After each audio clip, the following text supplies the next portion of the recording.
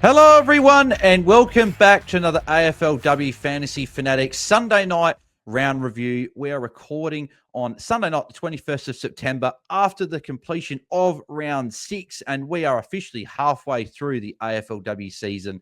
And it's been an interesting start to the year, but I think a lot of us are in luxury trade season now for the final 6 weeks of the season. I'm your host, Bales, and you can find me at BAILSDT across the socials. And joining me, as always, is my co-host and fellow AFLW Fantasy Fanatic, Tom Hales. Tom, mate, how are you? How was the weekend, besides fantasy? And then we'll get stuck into the fantasy chat. Yeah, no, good weekend. Had a few beers with some pals yesterday afternoon. And just pottering around the house today, watching some AFLW, watching some pretty good games. Yeah, no, it's been a big weekend for that. Catch any of the men's prelims at all? A couple of pretty good games? Couple of good games. I was watching the Pies Brisbane yesterday in the pub surrounded by Collingwood fans, and it was very enjoyable to watch Collingwood lose. So, oh, that's funny. Yeah, no, a couple of good games there as well, but plenty of AFLW action as well, and plenty of good games across the weekend there. So before we get into our weekend recap, your trades for this past week, how did you go? Because I know there are a couple of trades you weren't happy with. So, we're going back to Saturday morning, yes. And I was like, one trade was locked in. I was doing Sierra Greaves, all the way down to Annabelle Johnson, as my probably best pick of the rookies. I then kind of had to trade Erica O'Shea after a really poor score last week, so she went to Serene Watson, which was great. And then I had a spare trade, and I was like, okay, I've got two things I can do. I can do Schultz to Strom, or I can do Prosparkis to Garner. And I was like, you know what? I'm going to play the break-even game. Garner, 135 break-even. Schultz also has a really high break-even. I'll do the Schultz trade first over the Garner trade. That may have cost me about 75 points. So I did Schultz to Strom. Worked it out, unfortunately. Yeah, absolutely. On top of, as I'll mention later, some other very poor scores on my side. Just wasn't the best week. But we smile and we go again. Yeah. Well, I feel bad for you, but I'm also glad that I'm now not the only coach in the trading Schultz train, and they're pumping out a good score the week you trade her out. So that's like, I'm glad that we could share that at least together. But no, it's certainly not what you want, because I feel like every player I trade out, whether it be a premium, decides they're going to put up their best score of the season. So this week, end up trading Bree Conan out to put Tessa Boyd on field, so down to Lou Field, who I actually thought had a couple of good moments in that for Carlton in that game. So I think she did enough to hold her spot. Whether she does or doesn't with Gab Pound probably back will be something to see. But Bree Conan ended up with about a 74, 76 or something like that. So I think it was 74, but certainly looked a bit bigger at halftime. But no, end up trading her down the field. But that gave me enough cash, had a bit of money in the bank to go Greaves up to Garner, and Laura Stone to Jesse Wardlaw. Garner was great. Very happy with that on debut, and glad to not have to stress about having to get her in. And Wardlaw, 63, not too bad considering the conditions weren't very good, and she was double teamed the whole game by Libby Graham, Gab Seymour, Beck Miller. Like two of them at a time were pretty much going to her. So considering she got there in a bad game, I'm pretty happy with a couple of good matchups to come for her. So Stone obviously went to her in that trade. But we'll go to the weekend recap now. And how did you go, Tom? What was your score? Can't see our round rank checks are still lockout, but your overall rank, what's that looking like? So I had a 1562, which in isolation sounds like quite a nice score. But with it being such a high scoring round with a lot of ceiling scores, unfortunately, that moved me down about 120 ranks to 467th. Still within 200 points of the 100, so Sydney's still alive, which after yesterday, I thought my season might not be still alive, so I'm a bit more positive going into the back half of the season. Yeah, that's the thing, right? We've still got 6 weeks to go, which is still plenty of time to make up these points. We saw this week, so there's some big swings in in scores. So my week, a good week for me, 1670. So that moved me up to 201st overall. So that's up 121 spots, I believe it was. So about 320 odd last week, up to 201st. I was partly hoping with I saw that Noffy got a late tackle added as captain. I thought, oh, okay, I might pop inside the top 200 post round. Not quite, but we're moving in the right direction and still moving forward, hopefully to crack inside the top 100 by the end of the season. Plus and minus threes, Tom, who gets those for you this week? +3, it can go to a few players, but I'm going to give it to Serene the Dream Watson. 107 on her second debut of the season after I traded her a couple of weeks ago after starting her, to bring her back and to reward me with 28 touches, 107 points, even scored when going forward in the final quarter, which I was shouting at my television screen of why she's going forward, and she still managed to score well, so I quietened up a little bit. So yeah, absolutely amazing. -3. I shout out to Tessa Boyd's 39, but I was always going to do that. I thought like just was one of those games where the balls went around her. But my -3 goes to Paxi Paxman. Seems like the disease that she's been getting in the final quarter of games has spread to the 4 quarters now, because 30 points from a premium, so-called, just can't cut it. And I know she was a bit unlucky, a couple of bounces of the balls here, a couple of poor kicks to her, which could have got a couple of extra marks, but even then, 30 points is just a bit of a miserable effort against my miserable West Coast Eagles. I think we'll blame, as Eden Zanker said post the game, I think we'll blame the Casey Fields wind for that one, because that was certainly a big factor in that game there. And that's why I would love some of these AFLW games to be played at the stadiums like Marvel Stadium and Adelaide Oval. And like we saw the game today at People First Stadium between the Crows and Gold Coast. I just think it makes for a better game in these better stadiums. But we'll get to that at some point. That'll be a conversation for another day. My plus and -3. There's a lot. There's actually a few. Obviously, when there's a 1670 score, there's a lot of players that have done more than what they could have. I will give honorable mention to Eden Zanker for 100. But I guess a 16-point second half probably takes a shine away a tiny bit from it. And that's why I'm going to give it to Zali Goldsworthy, because they're the two that I was tossing between giving it to. The Zali Goldsworthy gets it with a 145. 100% game time is lovely to see. She's now played 100% game time in 3 of her last 4, and she played 98% in the other one. So it's incredible. 31 touches, 8 marks, 9 tackles, 1 goal, 2. Just a great score. So very, very happy with her as well. And for everyone out listening, I'm still very happy with Eden Zanker, by the way. I'm just, when you're tossing up between 2, give it to the one that had the 4-quarter effort there.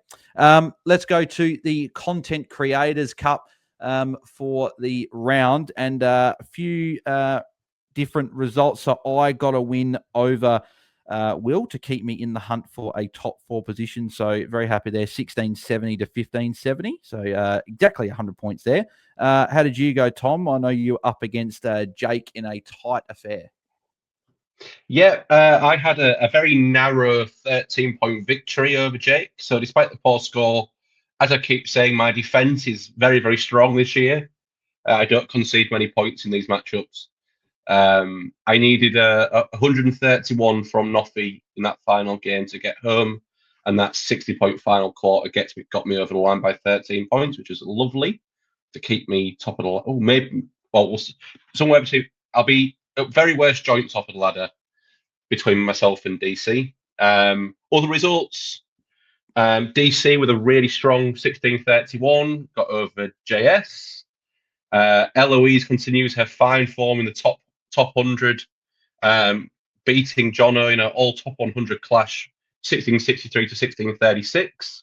And with a Lahim Bogue sitting in the forward line with a 19 as well. With that 16-2-3. I arguably think that's probably more impressive than my 16-70 because she had a 19 in there. So yeah, that's outrageous. Nicely done, Eloise.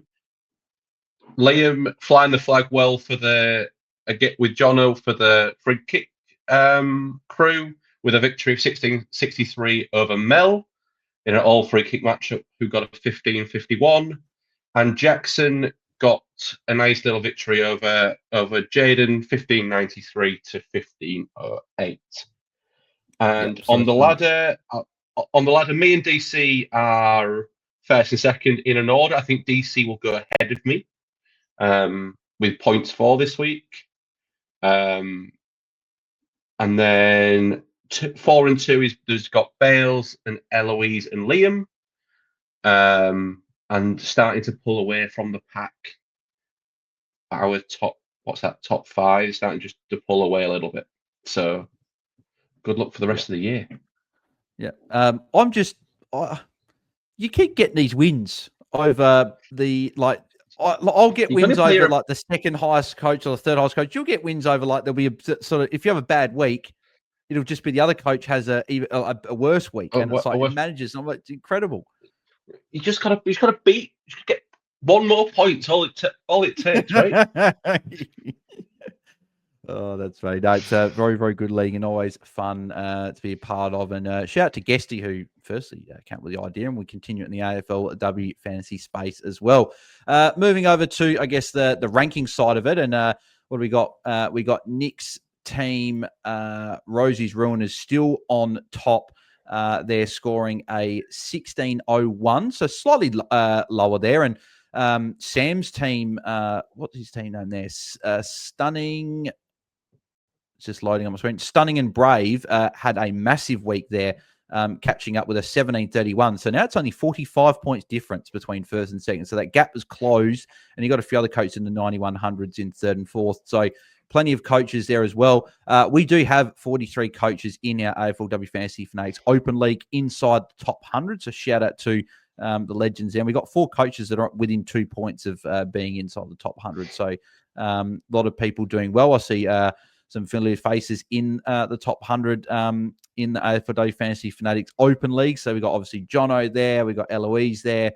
We got Darren Carr, Wild Ocean Pods, friend of the show as well. So some really good coaches that are right up there. And Kevin's team, who's been up the top of the league for pretty much the whole season. He's doing very well. Vague Prob W, again, another fairly strong week, sitting in third with a 16-25 this week. So some good scores from some very good coaches. Let's get into the weekend games, and we'll go through our studs and duds. Normally we rotate week by week. And I'll be doing the duds this week, but we thought, okay, Tom had he wanted to have a bit of a word to some players, so he said we'll take the duds and I'll take the studs there. So let's go through the games. We'll start off yesterday. I'm looking forward to this week, Thursday night footy for AFLW. We don't have to wait very long. Then obviously heavy games Friday with grand final week coming up here. But Collingwood and Hawthorn winning by 9 points there, and we'll give this to not the highest scoring player from the game. Obviously, honourable mention to Lucy Wales with a 122, massive score in the ruck. So very unfortunate she isn't getting. Also, shout out to Imogen Barnett with a 103 and Ruby Slasher 106. Obviously, Barnett being in a lot more fantasy teams, but 11 tackles, very, very good from her. But best on ground, Ash Centra, 108 points. We were wondering when a pop game was going to come. And we thought last week was the week when she got a 76. But she thought, no, I'm going to go even better. And she's really hitting her stride now in her AFLW career. So a very good score, and has gone up a lot of money, and will be something we'll talk about in our trade in and outs, that she made a lot of money. Do you cash it in now, or do you hold for another week? So we'll be touching on that shortly, because a lot of people haven't got that much money on the bench. Who gets the dud for you, Tom? I'm going to give the dud to Jenna Richardson with a 48 for a premium defender to be putting up below 50 scores. Just not good enough at this time of the year. Very, very poor score there. To go with a couple of low defensive scores this week for popular players. Yeah, no, she unfortunately struggled since that first game. Hasn't put up many good scores since her first game back there. But also, the score's not great, but shout out to Laura Stone, scored a 52 from like 40-odd% game time. So, like, I don't know what, again, it's like, why bother playing her if you're only going to put her on for 40% of the game? It just doesn't make much sense. But the fact she still scored a 52 for coach that had to hold is a pretty good result from not that much game time. So, shout out to Laura Stone. She'll be I think, fantasy player that we'll have in our teams when she gets more of that midfield time. Moving over to Port Adelaide and Geelong. So back-to-back games, Port, really close result. Unfortunately, this time went down to Geelong by 5 points.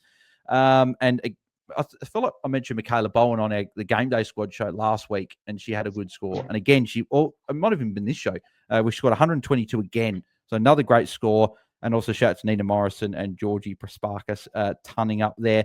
But best on ground, unfortunately, Tom, has to go to Matilda Schultz with a 125, 18 touches, 7 marks, 6 tackles, 23 hitouts, and a goal.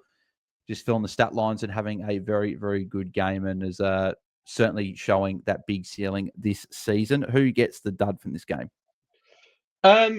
So trying to keep it to fantasy relevant players, so there's lower scores. I'm going to give it to Ash Woodland's third quarter. She scored 76 points in 3 quarters with Ash Woodland. A 0-point third quarter, stuck forward, was in the midfield in the first half, then pushed deep forward in that third quarter. Didn't get anywhere near the ball, and that stopped what looking like being a high 80s, 90s score, which would have been absolutely a lovely way to start the week. Apart from that, all the fantasy options kind of did what we would want them to do. Piper Dunlop got more than 30, and that is all we care about. Yeah, exactly. Moving over to North Melbourne and Carlton, with North Melbourne putting on yet another show, 53-point winners there, and just dominating the game from the outset. Honorable mentions to Ash Riddell with a 123, broke the all-time record for disposals in a game, even though it was from a late update. But 44 disposals. She beat her own record share with Ali Anderson. Just incredible. And then Amy Smith went on 111. And Dana Finn, again. I get messages from Jake. Sorry, Sean. Was it Jake? No, Sean. Sean? Sean Wennell. Sean Wennell in our chat on the Fridays when we said don't bring her in. But then also Jake messages me every time after a Dana Finn game because he said, should I bring her in? And I said, no, don't. She was spectacular. Yeah, again, just getting it done. 108. Like, just gets it done. She's a fantasy gun. And, if you've got her, very, very good and fantastic. But Jazz Garner gets best on ground. 2 goals, 31 touches, 5 marks, 7 tackles, and 133. I was thinking, should I give it to Ash Riddell for breaking the all-time disposal record for best on ground? But I thought Jazz Garner, from a fantasy standpoint, just gets it done every week. 2 goals, 31 touches. Hard to ignore that for best on ground. But, obviously, Ash Riddell, a great game as well. Dud from this game. Right. I've got some stern words for my dud. Ash, I know you're a rookie, Ash. I know you're new to the sport. 3. Your break even was 12. She did her best Tara Harrington impression from last week. I don't know if you know, but halftime last week, Tara Harrington was on -4. What do you reckon Ash Reed was on at halftime this week? -4. Yeah, exactly the same, which is crazy. So that cash gen's gone. Pladine Berg, I think 19. She's been great. I think this is just proof, as with the other player, Tessa Boyd, get your rookies off field. Get your rookies off field, because this can happen. And unfortunately for myself and other coaches, it did happen. That's it for this game. Well, Darcy Vesio, probably another one that if you've still got them, unfortunately, only a 16-point, but very, very tough game, as we know. But I did flag that on our Friday show, so please listen. I did say Vesio will probably go forward with the ins this week for Carlton, and they did, and the scoring was as atrocious as going forward for DV is. Yeah. Moving over to Freo and Essendon, with Freo big winners here by 48 points. There's only one obvious best on ground, and it pains us to say, not the fact, because we love Cara Bowles. She's a great player. We love watching her. Great player. But when we've got her in our fantasy teams, 164 points, 23 touches is all it took for that score, but 6 marks, 21 tackles, 1 tackle shy of her record of 22 that she held across both the men and the women's comp. And she was 1 away from that. We flagged it last week on the show. We thought watching that game last week, there was just signs that it was the Cara Bowles that we know and love watching. And unfortunately, she's fully back. And there's maybe she's got to be someone I'll be looking at bringing in regardless of price. But we'll chat about her very short. But shout out as well to Gab Newton for a 128. A very, very strong score from her. Who gets your dud? It feels weird. I'm giving this to the 6th highest scoring player. No, I think it's worthwhile. Yep. Mimstrom, you are supposed to be the best ruck in the comp. 84, and I know it was against Steph Wales, and I know you kind of broke even and maybe beat her around the ground, but you just got to do a bit more than that. Get that 3 figures. Just makes it much easier to stomach than 84 and negative 41 to Matilda Schultz. But apart from that, everyone else did okay. Yeah, exactly. Yeah, also, the other one that I almost jumped on last one, I really should have instead of Harrington. Holly Iffold or Ifold. I'm pretty sure it's Iffold, but I'm not. It's just Iffold, someone correct me. If Liam is watching, I know he will correct me on that. So it is Iffold, I believe. It is Iffold. Okay, yeah, but she was good again. But yeah, she had a 59, so she was good. Yeah. I really wish I jumped on her last week, which would have given me I would have. To be fair, I would have brought in Reedy this week over Lewfield. So that would have Matilda been Banfield as well. Another cheap rookie with a 52. Yeah, we'll talk about her. We'll talk about her very shortly as well. Moving to the Sunday games. So the Battle of the Bridge, Sydney Derby again. Giants, back-to-back wins. First time I think they said since 2023 or something like that. Maybe like it's been a while since they won back-to-back games, but a big win against Sydney. Best on ground. It's got to go again to Zali Goldsworthy or Stud. I keep saying best on ground, but I mean Stud. Stud goes to Zali Goldsworthy, 145, 31 touches, 8 marks, 9 tackles, and a goal. Just a very good score, but also special shout-out to Ali Morfitt with a 113 and a good matchup. Laura Gardner had a very quiet third quarter, I think it was, but still scored 112. And Tanya Kennedy turning up as well with a 105. So any draft leagues out there, if you've got her in your team, be pretty happy. Who gets the dud from this game? I've got dual duds from this game. Supposedly 2 of the top 3 forwards in the comp, Montana Ham and Chloe Malloy, just 59 and 63. Which we need 20 points more than that, especially in a nice matchup like GWS. It's just not quite. It's a couple of down scores for them both, and heading into a tough run, we might be talking about both of them in a little bit later in the show. Yeah, exactly. Yep, something to be looking at for sure. Moving over to Melbourne and West Coast, and the stud for this game goes to Eden Zanker. An amazing first half, 84 points with, I believe, was it 4 goals in the first half, but 100 points, 5 goals, 3, 12 disposals, 9 marks, and a tackle. So, just an amazing game from her, and just very, very good. Who gets your dud? I've actually got a list for this game. So it was just a very low-scoring fantasy game in general. Kate Hall was masquerading as a uber primo for a few weeks, and unfortunately, dropping a 71 isn't quite good enough. Tyler Hanks, 54, also masquerading as an uber premium for a few weeks. So throw that out is also actually a weak killer if you do that.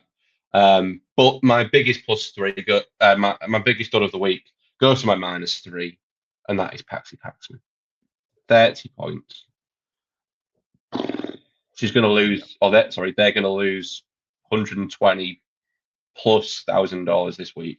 We'll hopefully find out the exact figure during the show when lockout lifts. But it's just very disappointing. Yeah, exactly. Yeah, not too good. And just on Kate Hoare as well, I think it was the third quarter. She had 2 tackles in the space of 10 seconds. And I reckon it would have been like 40 seconds later, she kicked a goal. So, like, she had a big part of her points in like a 2-minute stretch in the third quarter, which, yeah, just a very weird game, that one. I think that game was quite a weird one. And West Coast can do that. They're not as, they are easy at times, but they also can be just difficult just because the game. And another game was interesting, being the Saints game, which we'll talk about very, very shortly. But before we do it, we'll talk about the Western Bulldogs and Brisbane game. Brisbane 25-point winners there. And got a couple of tons here. Honorable mention to Ali Anderson with a 106. Was very good for those that jumped on at a cheap price. But the stud for this game goes to Courtney Hodder with a 108. And for those that played AFLW Fantasy last year, a lot of us started with her. And she was a bit of a roller coaster and frustrating at times. But today looked like the player that we wanted a lot of last year. 19 touches, 4 marks, 11 tackles is what we had seen. We know that she can tackle a lot when given the role. I didn't watch this game. I watched the other game that was on at the same time. Ben, the game we'll talk about in a sec. But looking at the stats and that, it looks like she played at least a bit more up the ground compared to a bit more deep forward. So she was very, very good there. And was someone that we, I think Jono mentioned on the pod, on the Free Kick pod last week, Courtney Hodder, as someone to consider. So good mention there from Jono. Who gets your dud from this game? I'm going to give it to a couple of Western Bulldogs. So Alice Edmonds, 43. Elizabeth Georgia-Staff is 39. Just horrendous scores from premiums. Extremely low scoring game for the Bulldogs. Their third top scorer was Elaine Grigg with 62. That was their third top score.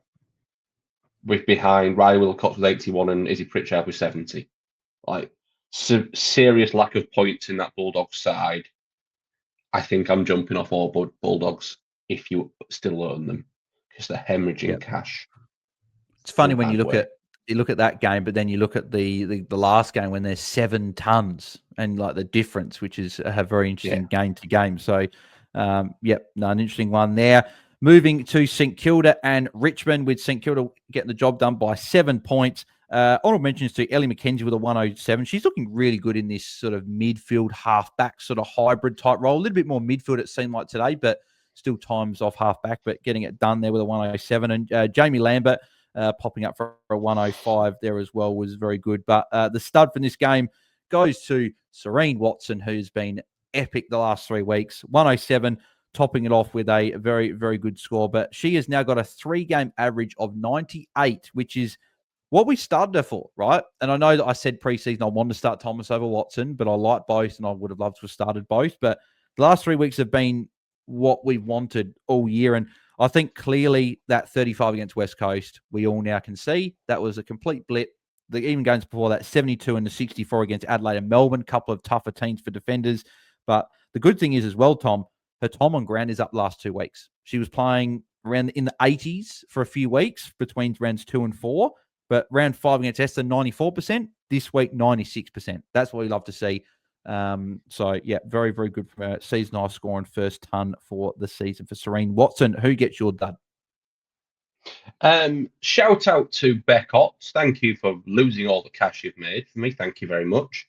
But I'm going to give it to Monconti.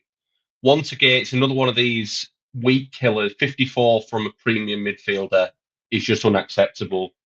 We're very on the periphery all game. Watching this game, just didn't really. Didn't look like she was getting a tag either. No, it was just didn't look. They couldn't get. It was just a weird game. It was basically Ellie McKenzie tech St Kilda, which works for the majority of the game. Apart from until the last quarter with St Kilda coming back to win that one. So yeah, I think the top 5, top 6 midfielders are kind of firming up with some of these challenges falling by the wayside as the season goes on. Yep. The other thing I'll give a shout out into the dud from this. I know you posted it in a group chat we're in. Sarah Hosking.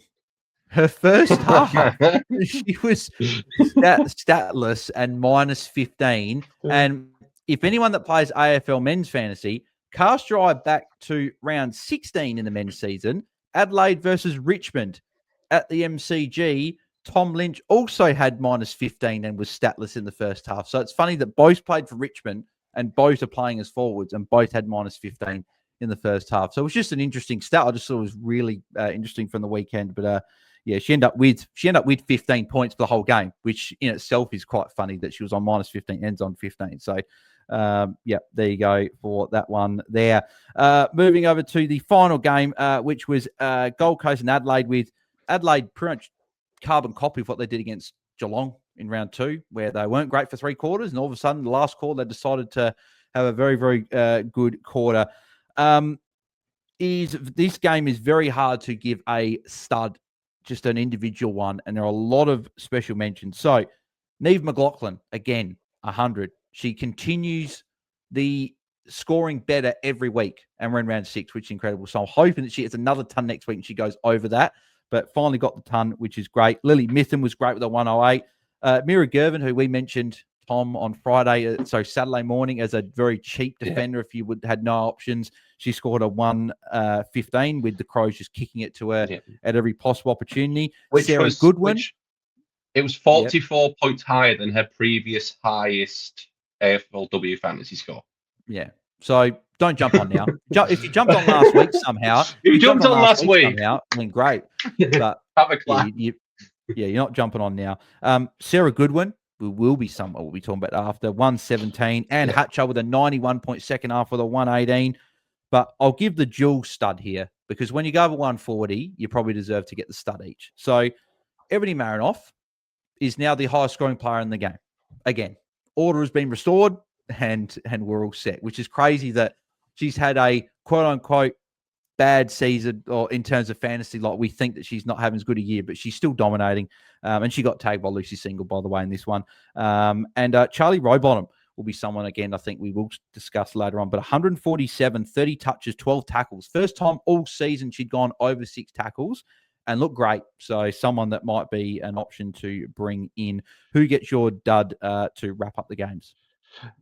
It's quite hard, actually, because it was a very, very high-scoring fantasy game. Lots of fantasy points.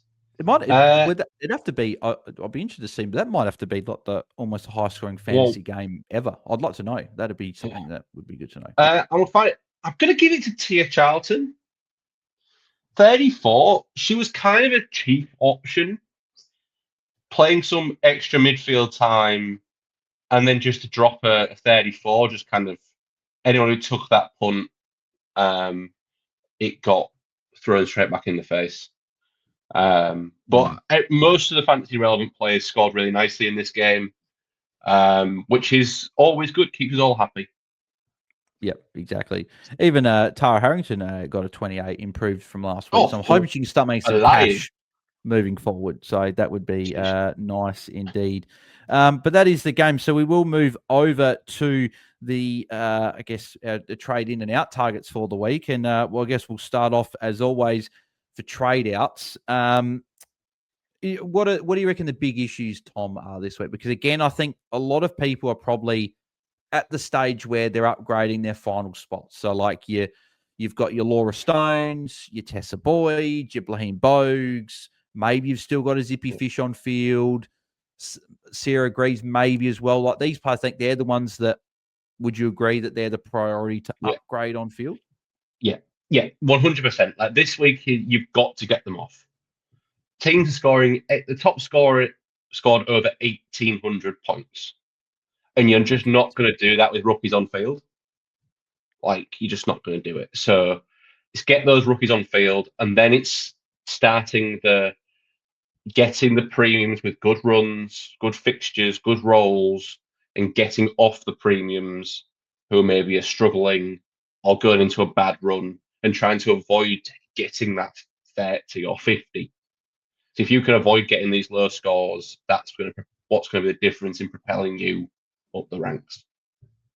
Yeah, Yeah, exactly. I just read a thing in a group chat that just came through here. Apparently, Mira Gervin's price is going to go up 199k to 616k with a break even of 7, lowest in the game. So, but no, too expensive now. But if you did, congrats, you got 200k there, and you're laughing with a bit of cash gen. But no, I agree. They're the ones that you want to be trading. And like, for example, if you had a zippy fish on field who scored a 70, so just in isolation, 70 is not too bad from rookie, right? It's pretty good. But Kiara Bowers, for example, 164, you're missing out on 96 points there. Like, it's a lot of points. Or and 90, no, and 94, you're not sorry, going to be 94, bad mass. yeah, 94 and you're not points. going to be able to get that point back around the ground. Like, Yeah, and that's exactly. the big. I think the top 5 mids: Marinoff, Riddell, Garner, Gardner, Bowers, are kind of pretty set. They've got a 5 points gap in average to the next highest scoring, which is Georgian Anscombe with 109.8. So I think that's kind of those 5, the 5 we're going to want. And the quicker we can get to those 5, the better. I think that's where all our point, and it's just going to be who we're going to captain. Yeah, exactly. Moving, I guess, to some of the other options just in defence. Again, a lot of defenders did what they needed to this week. There are a few like dropped a little bit in price, but most did their job. But you've got obviously Paxman, as you mentioned, dropping a fair bit of money this week, but has now got Gold Coast and Essendon in back-to-back games, has dropped that money. Do you think that they're a hold this week if you've got other priorities? Because I still think that the midfield is where you want the big scorers. So if you don't have Garner, I think it's still more of a priority to get Garner in than trade Paxi up to a defender. But you're owner of Paxi. What are you thinking there at the moment? Well, that's my big decision of the week. Like, and it kind of will depend on how much money I have. Beckott dropping a 26 on my bench, really, that could make my mind up for me. That I have to do one or the other. I was hoping for a bit more cash gen there, but that's not happened. I don't mind either way. I honestly don't mind either way. One thing I probably will lean to bring Garner in and hold Paxi if that's your choice, because we saw what Bowers, what Newton did to this Essendon team. What's Jazz Garner going to do? What is the best player in the competition going to do to that team? Like, if Jazz Garner is chasing or Riddell as W well. or Riddell, they're both chasing W award points, especially Garner missing a game, it's going to be, it could be messy. Could be so messy. Yeah. Yeah. It's, I think Paxi, as you mentioned, right? If you've got those mids and you're not really looking at upgrading, like if you're looking at maybe a Georgia Sparks up to a Bowers or something like that, I don't know if that's quite as much worth it. And then maybe you do go Paxi up, but like, I agree that. I think it's Jazz Garner. They can still go. I think it's Jazz Garner's kind of it's rookies off priority 1, Jazz Garner priority 2, failing premiums like Paxi 3. Yeah, that's kind of my track. Yeah, as you say, I think they can definitely go. Another one that can go, I think, is Georgia Stathis. We've seen back-to-back games now, 49 and 39. Just the roll's gone. I know it was Brisbane, but the only trouble is that she's going to be very, very cheap. Like, she was priced at 720k. Oh, no, updated. It's lockouts lifted while we're doing this. She's 720k now. So she's lost all that money.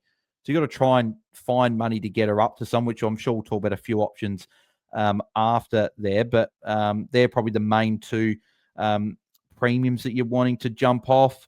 Do you still think you could jump off of maybe like someone like a Bree Conan? Like, she went down 59k this week. Do you think that's someone we could trade? Brisbane have got such a good run. I just struggle to see Bree Conan being the biggest issue. That's kind of where my brain sits with it. It's like, what will your biggest issue be? I doubt it's going to be Brie Conan. If it is, then you can trade. You can trade her. I just don't So she went, see outside of Serene, Nee, TLR, maybe a McCormick. I just don't see standout defenders to be like, yes, I want to trade those in. yeah.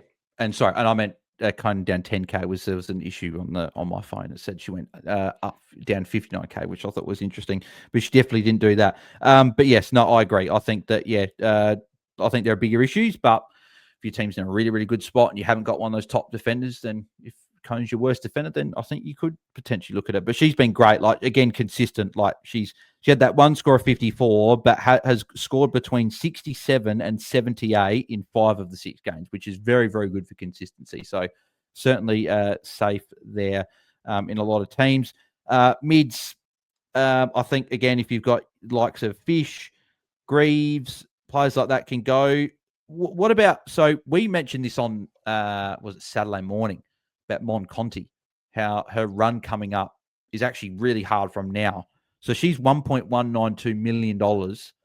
Is this a play of trading her out?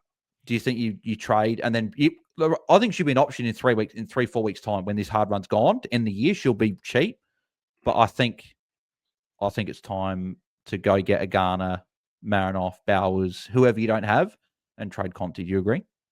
Yeah, I think it's you've got to get off now, in my opinion.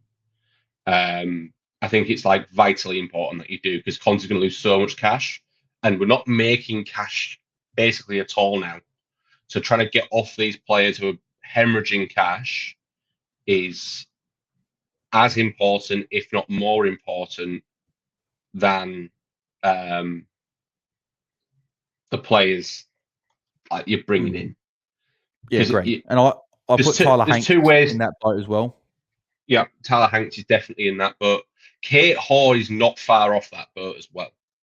That 71 is going to... I think she's saved that she's got Gold Coast and Essendon in the next 2. I do wonder this week. I think Lucy Single will go to her. She went to Marinoff in this game, and Single's been doing some jobs lately. So that's my worry for Kate Hall this week. So I don't think I'll be trading Kate Hall in, even though the matchup looked great. But yeah, I agree. I think that these, like Ella Roberts has been good. She lost a little bit, but I guess she's probably not, I wouldn't say she's a priority to trade, but Beck Beeson probably set for her a bit this week if she's in the mid. So that's something to note if you've got Ella Roberts and you are looking to make some like midfield changes. The one I wanted to ask you about though, so Ash Centra went up 194K this week, scored 108 as we mentioned, 765K, obviously owned by 39% of the competition. And she has got a break even. So I'm just looking here. So I've got sent this in a group chat that we're in. Her break even is going to be roughly about 26. But a lot of coaches might be in the boat where their bench doesn't have a lot of cash and you might have the access to 400K, Tom. Is it? Yeah. Can you get rid of her this week, or do you think you have to work around and hold for another week to get that cash gen? Because she's getting better with every game, and obviously she was amazing on the weekend. Yeah. To me, you don't have to trade. That's first and foremost. You don't have to trade her, but if that's your way of getting to a much better side, do it. Like, how much cash is she realistically going to make going forward? I think like Collingwood have the Bulldogs. That could be, it's in that really nice matchup.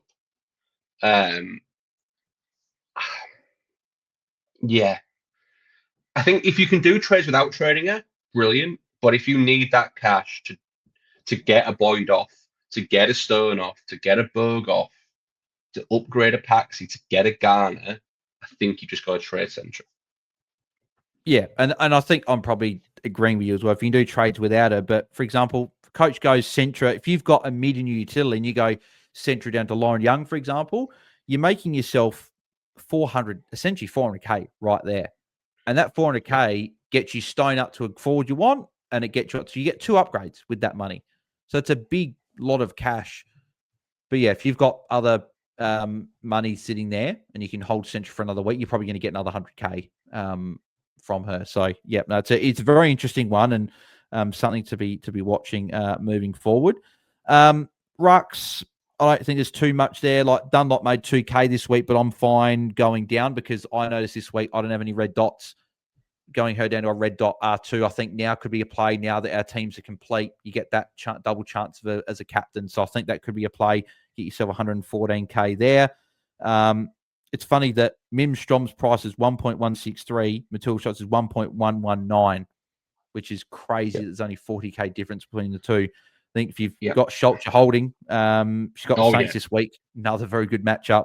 And Strom's got Carlton, who can be tricky, certainly at times there. But I think besides that, you're probably not making really much other trades. If you've got Alice Edmonds to get off now, she dropped her worst score of the year with a 43 against Brisbane. And, her scores have been dropping. I think besides one game, they've pretty much dropped every week they have dropped every week for the last 4 weeks. So that would be one to get off. But besides that, probably not much we're doing in the rucks this week. And then forwards, we mentioned it. Montana Hammond and Chloe Malloy. I think of the obvious ones, if you've got Laura Stone, Blaine Bow, I think those two go. So we'll just say that. But Ham and Malloy, so they've got a tough run coming up. And Tommy mentioned it a little bit when we talked about that. They've got the Crows this week. Crows aren't as tough as what they have been in previous years. But you look at the Crows matchup and don't go, that's a great matchup, right? The week after, they go North Melbourne, which is not good. And then I think they got one more tough one. Oh, then they go Carlton. So it's fine, right? It's a 2-week tough run. Ham is 937, dropped 67K this week. And Chloe Malloy dropped 110K this week. It's now 893. So it might not be worth it with Malloy, but maybe with Ham. Is it a play to go one of them down to one of the Melbourne forwards that have got a good matchup this week? There's a few other forwards we'll chat about. Is that a play for you that you're looking at? In luxury land from Luxuryville, yes, 100%. But I'm just looking at now. Lockout's open. I was looking at my side. I'm like, I've got so much to do. Trading out Malloy and Ham seems like a big priority, a big luxury. But if your team's in a great spot and you don't have that much to do, you can definitely play the as I mentioned earlier, getting off the players who are going to lose cash is as important as bringing the players who are going to make cash. Because either way it affects that team value. So, you can definitely jump off. Another one I'd like to mention, the forward line, Bonnie Too Good. Well, I was just about, literally next name I was going to say, like most people would be going, why are you even talking about Bonnie Too Good as a potential trade? She made 87K this week. She's got another 73. She's been great. But the run now is very, very bad. And it starts with North Melbourne this week. So you just take the scores and the cash gen and run. I say it's very bad. It's very bad this week. North Melbourne for forwards is literally like kryptonite to Superman. It's as hard as physically possible, and you shouldn't go anywhere near it. However, Melbourne's okay. It's hard, but it's not impossible, especially for someone with two good talents. And then it's Western Bulldogs, which also is very fine, especially with the way the Bulldogs team is trending at the minute, which is down. So it's maybe not as hard as it once was or once looked. It then continues to be horrible. But if you can't get off this week, you could hold it for 3. Yeah, exactly. Because her time on ground's up as well. Played over 90% the last 2 weeks, which is great. And she's performing fairly well considering the Essendon have got a lot of injuries. And she still scored well in a game where she didn't kick a goal. And that's important. Like Essendon got absolutely battered and she still scored well. It's going to be another kind of battering. And we know the Essendon coaching staff do put her on ball behind the ball when it's becoming a bit of a battering to get that. She is that swing player. So I think she has the ability to get to a 55, 60, 65 against North Melbourne, which is a pass mark. And then we can get into some matchups where she might have a little bit more joy. But if I had a spare trade, I definitely would be getting off to this week. Yeah, no, certainly something to be looking I at. don't. That is, yeah. I want 6 trades, please. Yeah. Moving to the trade ins now. So I think we're going pretty well for time this pod so far. So going to defenders again, the defenders that you're looking at, they're very expensive, right? But the ones, if you're looking at now getting players that are top 5 locked in, you mentioned the 3 though. Neve McLaughlin is $1.074 million now. She's now the most expensive defender, overtaking obviously Maddie Gay, who's obviously been out for the whole season so far. Serene Watson, $1.02 million. And then you got T. Lucas Rod, who they've dropped another 58K this week, 995K. Plays Geelong in the first game of the round. Is this the week maybe to get TLR into your team? TLR is probably the big target. Just under $1 million. Still the top averaging defender, I believe. I think they are still the top averaging defender. Yes. Yep. Still the top averaging defender. Neve McLaughlin, 83.5. And then Serene Watson is now the third highest averaging defender. With a 35 in there, whatever she scored a couple of weeks ago. TLR is top. And that's why the pricing AFLW is a bit mental. That the top averaging defender who hasn't really had a bad score is not the top priced. So I definitely think you can get on TLR this week. With TLR, it's not this week. Yeah. I think it's got to be the week after. Because if you look at the run, so Geelong this week at GMHBA isn't great, right? But T. Lucas Rod, they've been consistent, right? After that, they go Freo. Freo into Gold Coast, into Port Adelaide, into Essendon. That is an amazing run. Finishes with North Melbourne, which isn't good, but T. Lucas Rod, that might be good for them because of how hard North Melbourne are, and the ball will be in the defence a lot. So I think you need TLR. If it's not this week, it's the week after. I'm at this stage, I think I'm looking maybe the week after. But if I trade Centra this week in my own team, TLR would be coming in for Tessa Boyd. That would be what I'd be doing. So that is something I've definitely considered there. But no, I fully agree there. Emma Carney wasn't great in the first half, but had a better second half. She scored a 69. Low game time, 66%. That's not surprised they'll manage her through, but she's 878K. I think she's definitely an option. Someone that I think is a big option, but the price is completely gone now. You're jumping on if you want them to be a preem for the rest of the year. Sarah Goodwin. Midfield role, looked great. She had a bit last week, went up to about 79% CBAs and scored a 72 against Hawthorn.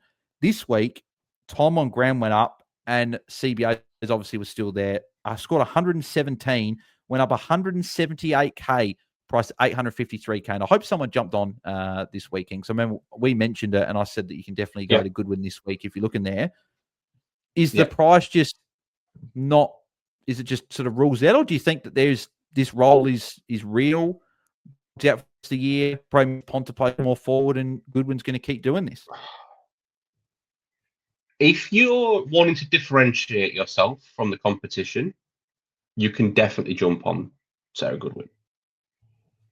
But what's exactly what you'll be doing? You'll be differentiating yourself from the competition, and just the reason why she was at 670K before this week was because in her secondary role, she doesn't score well.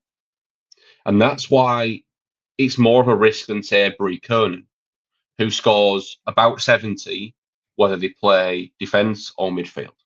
Like, that's just, the role doesn't really affect them.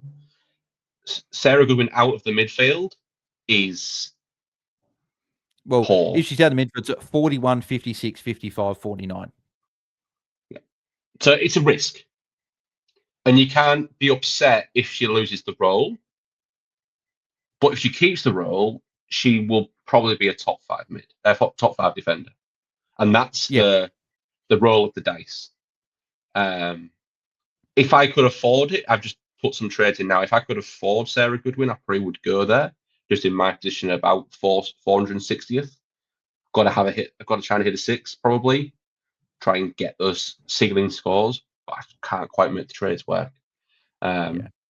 So, but something that that definitely looked at this week for Tessa Boyd up. It makes it a lot easier, and then I could just get TLR in the week after with a good run, potentially. But I think that those top 3 spots are set in terms of, I think, McLaughlin, Watson, to Lucas Rod. They're the 3, not in order, obviously, but they're the 3. I think those next 2 spots are very open. There's a lot of options that could do that. So something to look at, like you've got Emma Carney, Maeve Chaplin, McCormick, Goodwin's obviously putting her hand up now. Charlie Thomas, Bree Conan, Shelley Heath. There's a lot of names that I don't mind any of those. I literally don't mind it. I don't mind any of those options. Like and we'll go to my current trades, but in the ones I've just quickly put together, I've got Charlie Thomas. Charlie Thomas is just fine. She's never gonna hurt you. She's never really gonna, and the run is pretty decent for Charlie Thomas. It's gold GWS, which is a little bit red on the scale for defenders, but I think because it's going to be quite an even match, GWS and West Coast, I think the ball's going to be down. I think a lot of the issue for defenders against GWS has been the ball's not being down in the defensive third for defenders to touch it. But I don't think that's going to be the case this week in quite an even matchup. And then it's another couple of good matchups to get for defenders. We just saw Gervin go very well against Adelaide, similar kind of player, Charlie Thomas. So I don't mind the Charlie Thomas pick, but I think any of those kind of are all fine. It's just get the one that you like the most. They're all pretty much of a muchness. But I'd be trying to get one that's not dropping in price because you want to get your cash going up so you can make the next step to a TLR, to a knee if you don't have her, to a serene if you don't have her. Yeah, so like the one that we mentioned of those names, that Shelley Heath's the one that makes me slightly nervous. The matchups for the next 2 weeks are great. Gold Coast, Essendon, if she's in the midfield. But she played a fair bit in defence today. Still had some midfield time. So it's about 50-50 sort of split. I'd love to see the CBA numbers, but I don't know if I'd have the confidence training with her that I did a couple weeks ago, but she's someone there. If you had to pick, though, before we move to the mids, do you go for a to Lucas Rod, who they played the first game of the round? They're dropping a bit in price. I was going to say Sarah Goodwin was the other one I was going to say. I go to Lucas Rod. I think she's D1 point. She's D1 to D3 for the rest of the year. Her, Serene, and Nave at the top 3. If you can get one of those, you lock them in. I think lock them in. Yeah, agreed. I agree. But you don't have to break your trades to do it. You can get them next week. Yeah, because they're going to be a similar price next week. Yeah.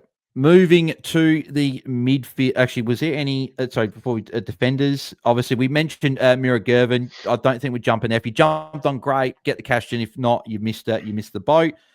Emily Borg scored a 40 this week, 362k, 19 break even. Could be someone that you look at there. Brooke Smith, defensive downgrade. Yeah, Brooke Smith had a 37. Lou Field scored a 34 against North Melbourne. She looked okay. She holds a spot. Could be someone to look at there.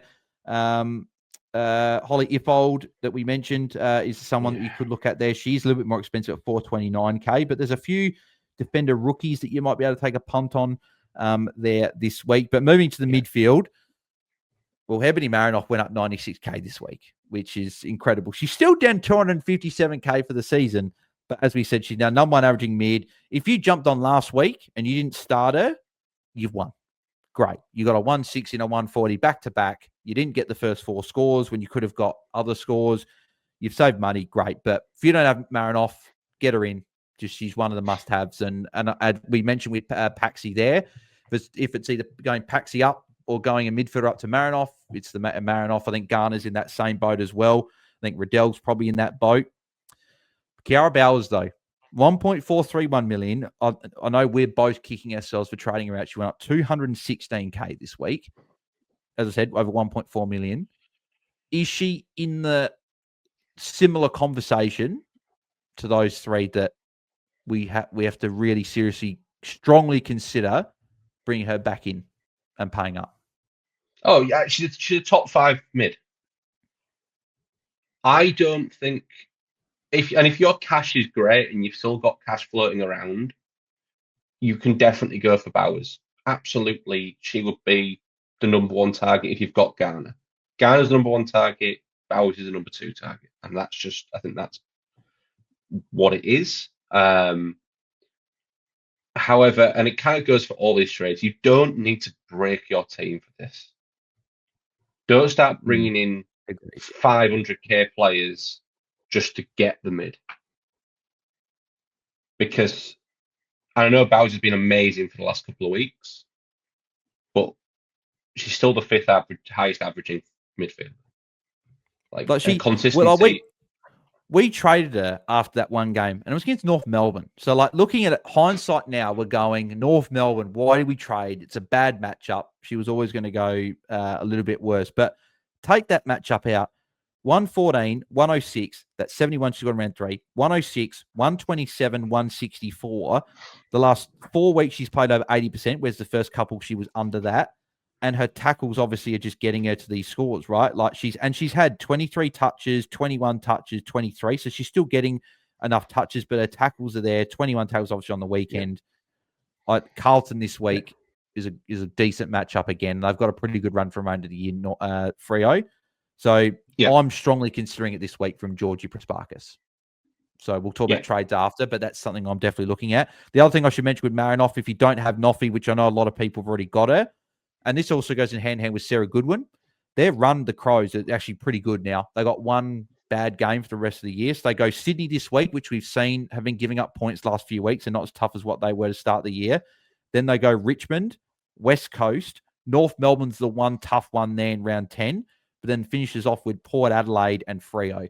So I think that means Goodwin's a great option. I think Nat Marinoff is someone that you need to strongly consider bringing in. Laura Gardner's probably someone I wouldn't target this week just because she goes Adelaide, North Melbourne. But after that, I think she's still a good target. She's still right up there. We mentioned obviously Garner. You could go Gardner across to Bowers. You could even go Gardner down to Garner as an option. Yeah, great. Yeah, that's you're going to make. If you 107k you make from that. 107k, if you need that, definitely. And that's those kind of creative cash gen trades is what the rest of the season is going to be, I think. Yeah, agreed. Dana Finn's $1.272 million. Yeah, so up six. Yeah, 666k. Yeah, I don't love that number specifically, but no, it is a very, very good season, Dana Finn. It's the Carlton mid again. Every year we met. Well, this year there's been 2: Ronnie Fitzpatrick and Dana Finn. Last year was Matty Gearin. Yeah. Whichever Carlton mid is looking like they're going to play a bit more midfield or a good role, pick them next year. Simple as that. Yeah. What do we got here? So Anne Hatchard, good score again, 118. 3 of her last 4 have been over 114. 91 point second half and more of a deep forward role makes me a little bit nervous. And being at 1.2 million, I think I'm probably letting that one slide through now. You've missed the Gold Coast matchup and the cash gen, so I think that's probably done there. But Charlie Rowbottom is the one. 147. She hadn't scored over 90 before this game, and then goes 147. As I mentioned, first game this year where she had over 6 tackles. And considering she had the shoulder injury a few weeks ago against Port, and she's come back and done that today, that gives me the confidence. She was spreading as well for these +6s around the ground, which is good to see. Gold Coast run coming up now. So they go Melbourne this week. Then they go into Brisbane, into Hawthorn. It's not good. It's not good. It's like that's the thing. And then they go, it's horrible, right? Then they go, finishes off with Bulldogs, Collingwood, and it's okay Richmond. Right at the end. Good run to end. The next couple of weeks, it just. So for you, is that meaning that it was a great score from Rowbottom, but we're probably just leaving that one because of the run? Yeah, I'm probably letting that one go to the keeper purely because Adelaide paid 0 attention to Charlie Rowbottom. I think it's the first Charlie Rowbottom game I've ever seen where the opposition just didn't care, and and she showed why it does matter, why teams do put time into it. Because if you let her do her own thing, she's going to hurt you in a big way, and she did. So I don't think she's going to have the freedom of the park like she did today. But if that's the best you can get to, go for it. If you're shopping in the 1.2s, I would probably it probably would be Rowbottom, just because she has pedigree. Well, there's two more names here, I think, before we go to the forwards and that and finish up, is the two midfielders are a bit cheaper that you might be looking at. So Gab Newton had her best game of the year with a 128, scored a 90 the week before. She had a tough run to start the year. So they went Port, which is good, Brisbane, North, and Sydney, which Sydney were hard at that point, Brisbane, North are hard. But then West Coast, Essendon, good matchups, and she goes Carlton. She's 1.077. And then you've got Ali Anderson, who's only 8K more, 1.085 million, 117 and 106 in the last two, but now goes Richmond, Gold Coast. The only thing I'd flag with that is Gold Coast, Lucy Singer will definitely go to Ali Anderson the week after. And it's not like a Kate Hall this week where she can go forward and kick goals. Ali Anderson plays midfield. So that makes me a little nervous, but both these two players are both cheap. Could you go for either of them? I don't like shopping in this area. I'm not a big fan. You just want the big names. You just want the Marinoff, Garner, Riddell, I just think the gap is so big. It's 30 points. Like, those players are probably going to average 90, 95 maybe. Garner's probably averaging 125. You just get some Garner. Bowers is probably going to average 115, 120. Marinoff 130. Riddell 120, 125. Like Riddell getting 123 is like, oh yeah, cool, yep, cool. That's what we expect. We don't that's not. But if Gab Newton got 128, we're all like, oh, what a score, and that's the difference. I just be paying up for the Uber premiums now. I think I agree. Points. I think I agree as well, just because those big names are scoring big points every week. So I think I agree there. In terms of some rookies in the mids, you got Kavanagh from West Coast, scored a 54. So 380K, break even 18 is definitely an option to be strongly considering in the midfield if you're downgrading. You've also got Brooke Vickers, who didn't have a very good game first week, but against North, scored a 49 up to 354, break in a 24. Could be someone that you do look at in the mids there. But they're probably like the main ones there as well. So, yep. And we'll move on to, I guess, the rucks. Self-explanatory, right? If you've got most of them, you're probably holding most this week. But if you've got an Alice Edmonds or something, you probably just go up to Strom. I know she hasn't looked as good. But I probably would go to Schultz or Lucy Wales. I probably wouldn't go to Strom just because of. I just think the cap just for cash. Strom's cash is going down just for break-even vibes. Yeah, I still feel like Strom will turn it around and get going. So I think if you're going for a ruck, you're going there. But yeah, I agree. Like Lucy Wales got Geelong this week. Matilda Shot's got Saints this week. Both good matchups. Yeah. Hawthorn have got a good run for rucks. Port Adelaide have got a good next couple of weeks for rucks. So you're saying maybe you go Schultz for, say, 2 weeks, right? Because I think you still got a Vukic or Simmons there that are cutting a little bit into Wales at the moment, but even though she still went Grant on the weekend, well, Schultz is clearly the number one. Maybe you ride for a couple of weeks and then go to maybe Strom and make cash, a couple of weeks maybe. That might be the play you do. But I think a lot of people are probably not looking at trades there. They've probably got them sorted. And then the forwards, so if you don't have Zali Goldsworthy, if you want to pay up, she's so expensive now, but she's still an option there. Jackie Parry's at $1.044 million, 102, 98, 94 in the last three. You're not paying up now, but if you do have her in your team, which there is 4%, kudos to the 4% there. Imogen Barnett finally put up a ceiling score, so you could definitely look towards there. Courtney Imogen Barnett. So Imogen Barnett is probably my pick of the forwards. Collingwood have a great ruck run for the next few weeks. As a result, Imogen Barnett and the price is going the correct way. So at least for the next few weeks, I think you can make cash and probably still going to be a top 5 forward. So I'm really a big fan of Imogen Barnett. Yeah, and she's still fairly unique, only 10% ownership as well. Courtney Hodder, if you jumped on last week, great. I wouldn't be jumping on now. 874K is just, I think, a little bit too expensive. Now you got cheaper options. She went up 159K this week, so a very good score from her there. I've got 4 that I like, and I want to get your thoughts on it. 2 Saints and 2 Mhm. Melbourne players. Saints, I still like Jesse Wardlaw. Only went up 17K this week. Still got a couple of good matchups to come. And then Ash Richards has now gone 97-73 playing in the midfield and looked good again. Yep. And then the 2 Melbourne forwards being Eden Zanker, obviously looked great this week. And I still like Taylor Harris as an option playing as that backup ruck against Gold Coast and then Essendon for those 2 Melbourne forwards. And they're cheaper. Do you have a preference of those 4 that you'd bring in? I think I'd probably prefer Jesse Wardlaw just because of the role certainty and the talismanic nature of her. I really like that in a forward. As in, they're just going to kick it to Jesse Wardlaw. That's just where the ball's going inside 50. Richards, I like, but once again, does that role stick? If that role sticks, then great. If she goes up forward, He's one of the coaches that likes to change a lot. Yeah. The other name I want to kind of throw out there, and we kind of need to see the North Melbourne injury list, is Tess Craven.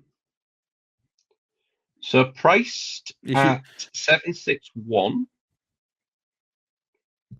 They scored 97 on the weekend. Played a much better role on the weekend. Was much more of that designated kicker kind of vibe with Taylor Gatt out of the side. No Bresnahan for the rest of the year. It could just be that they were on a hot wing, and that was why they scored really, really well. But I was very, very impressed that, and priced as a forward in the game, if you want that cheaper forward, I definitely don't mind Tess Craven as an option. Yeah, definitely an option for sure. I do like Taylor Harris for the price at 7. I like one of those Melbourne forwards with the Gold Coast into Essendon matchups. I'd be targeting probably those couple. Taylor Levy also went up 108K this week. No, someone that we chatted about a little bit there. So up to 685. So if you've went there, not too bad. Now it's jump off though.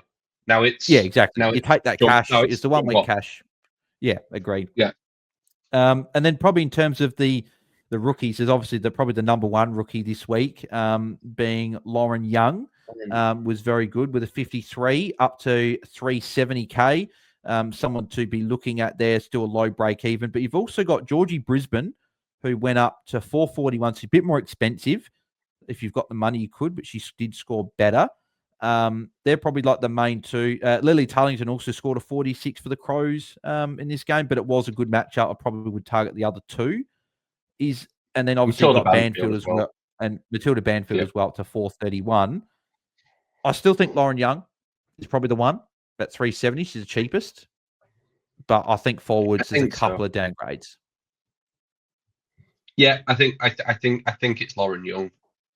I think I'd almost go and say Lauren Young's probably the best option of any position.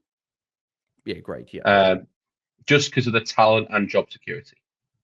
She's only going to get better. Yeah, and she probably surprised a bit in terms of like the tackling pressure was good as well. So that was good to see. So no, and the coach, her time on ground per quarter increased through the game. So it was almost like, oh no, she's not gassed. They want her on the field, and her involvement's increased and improved. And I think she's going to be. It's nice having Gemma Houghton in that side, who is going to play as that deepest forward. So it means Lauren Young can get a bit higher up the ground and get involved a bit more. Yeah, exactly. Alrighty, well, that wraps up the trade ins and outs type. So we'll wrap up with our early trade plans and thoughts ahead of the week. So what are your early trade thoughts? Sunday night, obviously, still got to play around with team stuff, but right now, what are you thinking? Right here, right now. So I'm doing Tessa Boyd, Beck Ott, and Georgie Prasparkis out to Charlie Thomas, Jazz Garner, and Lauren Young. Yeah, good trades. I like those ones there for sure. At this early stage for me, I'm looking at, like, if I was putting him in right now, Ash Centra down to Lauren Young, banking obviously a fair bit of money, and then putting that money on top of Georgie Raspas to go get Cara Bowers, and putting that on top of Tessa Boyd to go get to Lucas Rod or Sarah Goodwin, whichever one I could afford, right? That's just early thoughts. Whether I'm going to do it or not, I'm not sure. Like, I don't mind the play of like a Ham down to Harris for a couple of weeks, and then just doing a few little like bits and pieces of that. So that's I'll consider a few different trades, but that's early thoughts. Maybe I'd fix up a bit of cash gen on my bench because rest of my team's going okay. So maybe I'll just get like a young in, get a red dot to loop, and then maybe just do a sideways shuffle on field. So we'll see how that goes. But that will wrap us up for tonight. But Tom, thanks once again for jumping on, mate. Where can the people find you across the socials? You can find me on X at Tom_Hales_. And don't get caught out. It's a Thursday first lockout this week. Yeah, exactly. So, yeah, it'd be interesting to see. We'll let people know when we're going to be doing our pre-lockout chat. We might even have to do it on a Wednesday this week. Who knows? Wednesday, Thursday. We'll see, because I was assuming that free kick will be on Thursday. So maybe we do it Wednesday this week. But we'll let people know what we do. But yeah, obviously with this Thursday night game, then we got 1, 2, 3, 4 games all on Friday. No games on the Saturday, obviously being the men's grand final, and then games on the Sunday. So we'll let people know. Tentative at this stage, it would be on a Wednesday night. But we'll let people know anyway. But you can find me at BAILSDT across the socials, and us at AFL Fantasy Fans on X. Hope you have a good start to your week, guys. Hope you guys had a good round 6. And if not, hope you can bounce back with a big round 7. Make sure you like, subscribe, do all that good stuff on YouTube, and 5-star rating and review if you're listening on the podcast. All that is very, very much appreciated. And we'll catch you guys later in the week for our pre-lockout chats. Have a good start to your week. Catch you then. See ya. Bye.